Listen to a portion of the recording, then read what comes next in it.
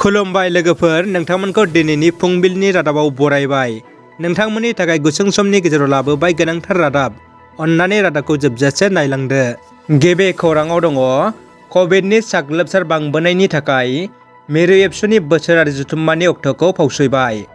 दुलाराय बर' फरायसा आफादनि 54थि थान्दै जख'न्थाइखौ फैगौ फेब्रुवारि दाननि 3, 4 आरो 5 खालाराव सानथामनि मेहेरगोनां हाबाफारिजों कार्बि आंलं जिल्लानि लांहिन टाउननि हाजोआरि फोथाराव खुंफुंनो थाखाय थि खालामदोंमोन।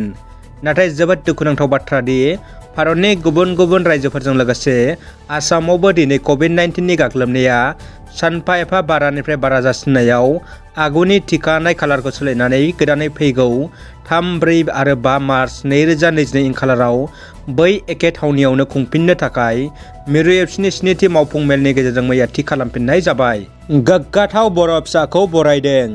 क'क्राझार जिल्लानि सिङाव थानाय सेरफांगुरि 1 नं नेपालपारा गामिनि थागिबि रिसिना नार्जारि आरो अन्जना नार्जारिनि फिसाज्ला 22 बोसोर बैसोनि दैफां नार्जारिया भारतनि रौनिया हानजायाव इन्डियान विंगेस्ट लेफ्टिनेन्ट बिमुं आरजिनो हाना गावनि आंगो गामियाव फैनायखौ रायजो राजाफ्रा दुंब्रुदै बरायदों आरो मान बावदों।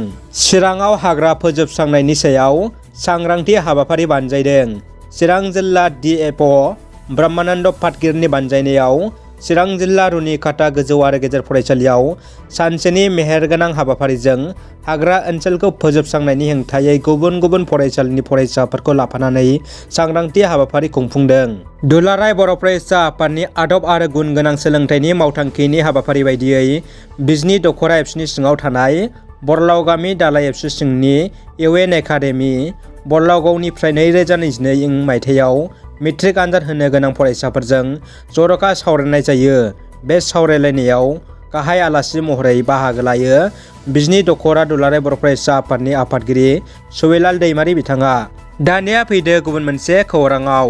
रायजोआव कभिडआ बांबोदोंब्लाबो गोदान SOP आरो लकडाउन जाया होनना रायजोनि केबिनेटआ थांखि लादों होनना आसामनि गिबि मन्थ्रि डक्टर हेमन्त बिश्व शर्मा बिथाङा मैया खौरां बिजोङाव बुंथिदों। कभिडआ सानफ्रोमबो बांनाया रायजो आरो हादरखौ जिंगायाव खोख्लैदों। गिबि मन्थ्रिया बयखौबो सांग्रांथि जानो खावलायदों।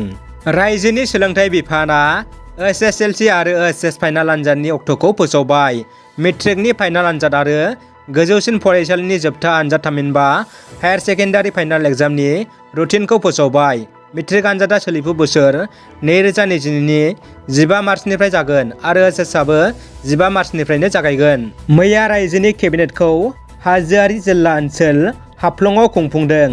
हाजोआरि खोला आसामनि थाखाय हेमन्त बिश्व शर्मा खुंनाय आसाम सोरखारा गोबां जौगालु बिथांखि मावफुंनो केबिनेटआ थांखि लादों। बेनिनो सिलचराव 214 कौटि रांजों गंसे जुनारसालि बानायनायनि केबिनेटआ बिथांखि लादों। गुवाहाटी जुनारसालिनि उनाव बियो आसामनि नैथि जुनारसालि जागोन। बियो उदां जुनारसालि जागोन जेराव जिब जुनारफोरा उदाङै थागोन।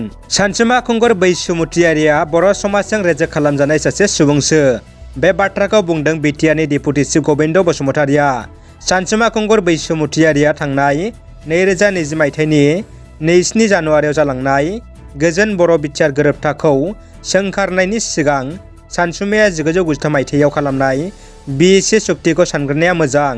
BSC सुक्तियाव सिमा आरो जेबो समस्ति गैयामोन होनना बिथां गबिन्द बसुमतारिया बारग' MP सानसुमा खुंगुर बैसुमुतियारिखौ गोबां गोख्रों रावजों हामला खालामो। दानिया फैदो जोबथा खौराङाव। ढेकियाजुलिनि मिसामारियाव सौफायगौ बिथांखिनि मोब्लिब गोहोनि जगायनायनि मुङाव जाख्ल'नायनि अजद सिखारदों। हादरनि गाहाय मन्थ्रिया बुंनाय नखर नखर मोब्लिब जगायगोन बे रावा फेलें जादों। मिसामारियाव मोब्लिबा सिरियै उन्दुहाबनाय। मोब्लिब गोहो जगायनाय गैयैनि जाहोनाव फरायसा फरायसुलिफोरा खोमसियै थानो गोनां जानायनि जाहोनाव दुखुजों फोरमायथिदों रायजोफोरा आरो मोब्लिब नांगौनि रायजो राजाफोरा जयै धरना खालामदों। रादाबा एसेनोसै लोगोफोर। रादाबखौ जोबजासे नायनायनि थाखाय गासैनिसिमबो साबायखर। अन्नानै भिडिअखौ लाइक कमेन्ट शेयार खालाम। लोगोसे चेनेलाव गोदानै फैदोंब्ला साबस्क्राइब खालामनो गुरै खावलायबाय।